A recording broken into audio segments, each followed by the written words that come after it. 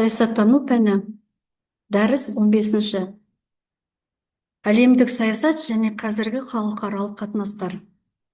Жоспарда қарастыратын сұрақтар: әлемдік саясат және халықаралық қатынастар түсінігі. Халықаралық қатынастар теориясындағы негізгі әдістер мен дәстүрлі мектептер. Қазіргі халықаралық қатынастар жүйесіндегі Қазақстанның орны.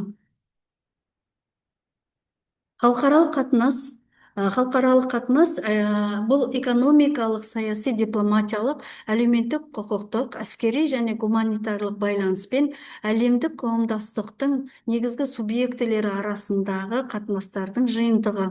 Халықаралық қатынастарға ықпал ететін факторлар ол әлемдік экономикалық жағдай, әскери стратегиялық жағдай, жеке мемлекеттердің ықпалы, табиғи ортаның әсері, шикізат және табиғи ресурстар жағдайы.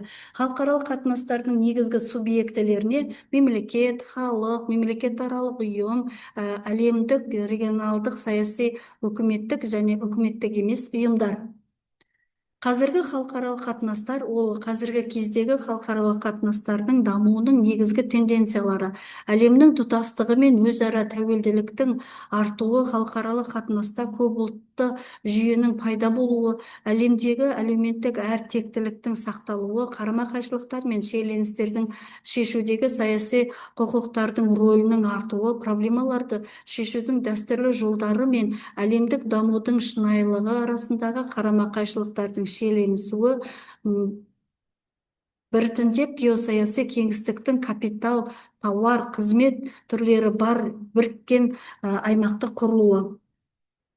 Сыртқы саясат бұл халықаралық аренада өз мүддесі мен қажеттіліктерін іске асырудағы мемлекет пен басқа да қоғамның саяси институттарының қызметі. Сыртқы саясаттың мақсаты саяси курстың өткізілуі мен елдің сыртқы экономикалық дамуын қолайлы жағдайы мен қамтамасыз ету. Сыртқы саяси міндеттерді жүзеге асырып, халықаралық байланыс жүйесін қамтамасыз ету.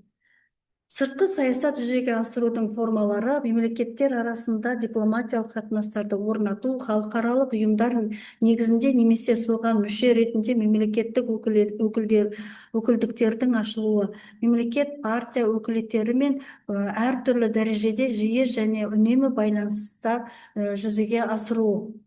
Мемлекеттің сыртқы саясатындағы әдіс-тәсілдер: үнемі информация алмасуы, іске асыру, әртүрлі дәрежедегі ресми түрде қарым-қатынаспен алмасу, екі жақты және көп жақты шарттар мен келісімдер дайындау, мемлекеттердің ішкі және сыртқы саяси іс-әрекеттерімен немесе олардың одақтасуының даму мүмкіндіктеріне көмектесу, толық немесе жартылай блокадаға дайындалу және жүзеге асыру, сыртқы саяси жағдайда қолайлы әскери іс-әрекеттер жүргізу мен қамтамасыз ету және соғысқа дайындық.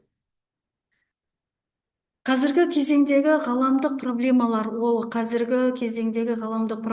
бұл адамзаттың әлеуметтік дамуымен байланысты өмірлік қажеттілік проблемаларының жиынтығы.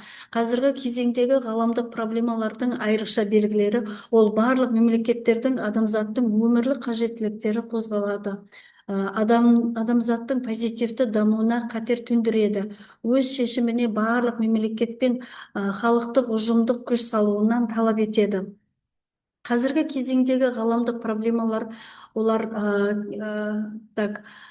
негізгі топтарына тоқталатын болсақ, халықаралық қатынастар саласымен байланыстар, бейбітшілік сақтау мәселесі, әлсіз дамыған мемлекеттердің экономикалық артта қалу қиындықтарын жеңу, халықаралық терроризммен күрес, қоғам мен жеке адамның өзара қарым-қатынасымен байланысты ашық пен күрес, білім мен денсаулық саласының маңызды мәселелерінің шешімі, адамзат өмір сүруінің рухани саласын қорғау, табиғат пен адамның өзара қарым-қатынасымен байланысты экологиялық, энергетикалық, шикізаттық, азық-түліктік және демографиялық проблемалары. Әлемдік саясат ол мемлекеттің халықаралық аренадағы қызметі және олардың арасындағы мемлекеттік және ұлттықтан жоғары деңгейдегі саяси қарым-қатынастар. Халықаралық қатынастар ол халық арасындағы мемлекеттер мен мемлекет бірлестіктері арасындағы саяси, экономикалық, дипломатиялық, әскери, мәдени, ғылыми, техникалық және басқа да байланыстар мен өзара қарым-қатынастардың жиынтығы. Сыртқы саясат ол мемлекеттің халықаралық аренадағы ұлттық шекарадан тыс өз қажеттіліктері мен мүдделерін жүзеге асыру жөніндегі қызмет. Жалпы әлемдік саясат ол сыртқы саясат, халықаралық қатынастар және әлемдік саясат болып жіктеледі. Бейбіт қатар өмір сүрудің бес қағидасы бар. Ол аумақтық тұтастық пен егемендікті құрметтеу, шабуыл жасамау, бірін ішкі істеріне араласпау, теңдік және өзара пайда, бейбіт өмір сүру.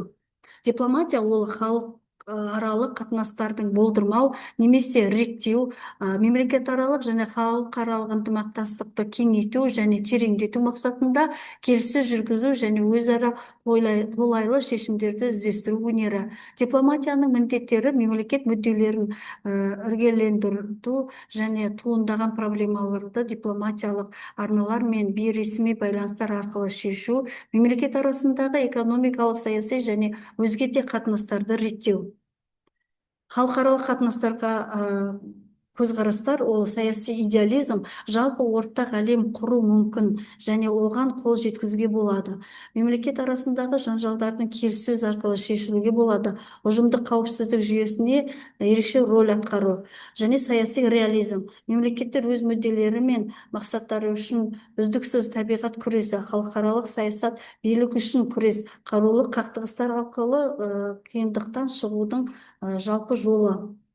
Жаһандық проблемаларға келетін болсақ, ол ядролық қару, экологиялық мәселелер, азық-түлік, әлемдік мұхит, демография және оңтүстік және солтүстік деп бөліну.